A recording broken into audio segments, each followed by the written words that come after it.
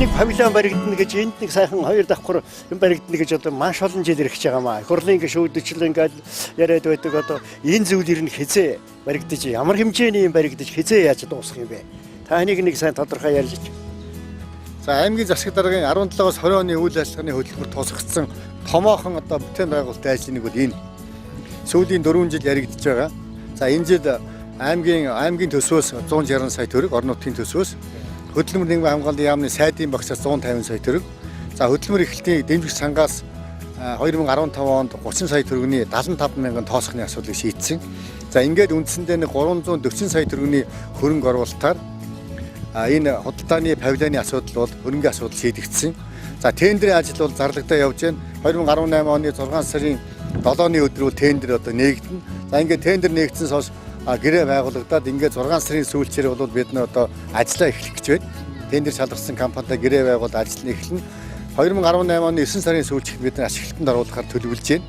За энэ дээр 100 иргэн байнгын ажлын байртай болохоор 2 давхар худалдааны төв одоо байгуулагдана. За халуун хөдөө усны шугам нь хажуу талтай байж байна. За ариун тэгээд манай орхон сумын 4 5 дугаар багийн иргэд орхон сум, онгор сумын иргэд махсуу сүм бүтээгдэхүүнээ одоо өөрийнх нь өртгөөр стандартын шаардлага хангасан ийм одоо худалдааны төв зарах ийм боломжийг бол бүрдүүлж байгаа. Ийм л одоо ажил явагдаж байна. Ажил бол бэлтгэл ажил бол одоо үндсэндээ тендерийн ажил зарлагдаад бэлэн болох гэж байна. Одоо ингээд энэ одоо барилгын ажил бол удахгүй эхэлнэ.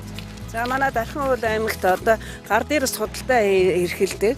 Мөн тэр жимс ногоо болон хонгор сумаас ирж худалдаа үйлчилгээ хийдэг хөдөө аж ахуй болон мал аж ахуйнхаа бүтээгдэхүүнийг зарах газар бол энэ чинь ил задгаа хийж гар дээрс худалдаа хийдэг. Энэ ажил маань зэгцрээд 2 давхар гоё 300 эдэн сая төгрөгөнд 2 давхар гоё юм худалдааны одоо жижигхэн мекер төв байгуулагдаж байна. Энд чинь бол лаборатори байх юм байна. Боловсон ариун цэврийн өрөөнүүд байх юм байна. 100 гаруй ард иргэд маань 100 гаруй хүмүүсийн маань цаана доо захын 5 гэр бүл ихэд чинь 500 түүний амьдрал шийдэгдэх ийм сайхан үйл ажиллагаа явагдах юм байна.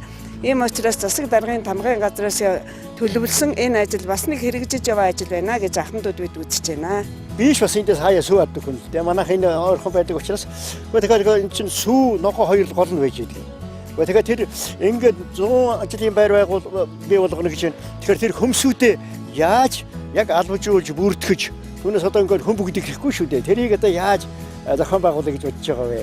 Энэ бас их сонирхолтой асуудал гэж бодоод байна. Хөмбөгдлийн рүү бас нэг орохыг боддог. Гэтэл энд дандаа байсан улсууд гөрх юм ийм энд орвол илүү төлхөө орвол зүгээр юм санагдаад байна.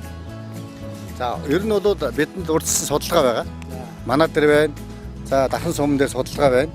За бид нар Дархан сумын засаг дарга газрын даргатай нэг асуудлаар тохирсон тодорхой ажлын хэсэг байгуулъя. Энэ 4-р 5-р багийн худалдаа 8 эрхэлдэг хүмүүсийн судалгаа гаргая. Орхон сумаас ирд одоо сүм бүтээгдэхүүн хүнсийн ногоо зардаг хүмүүсийн судалгааг нь гаргая.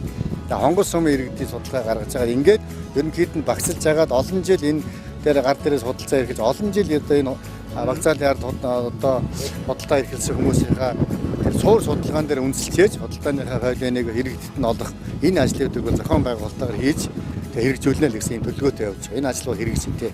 Зөв. Тэгвэл энд ажиллаж байсан хүмүүсүүд төлхөө орох нь шүү. Тэр нэг зүгээр л дээ. Энэ дандаа одоо ингээд жилийн ингээд байж байгаа тийм усраатай бас заримч таних улсууд их байд юм байна. Тэр чинь их сайн хэрэг байна.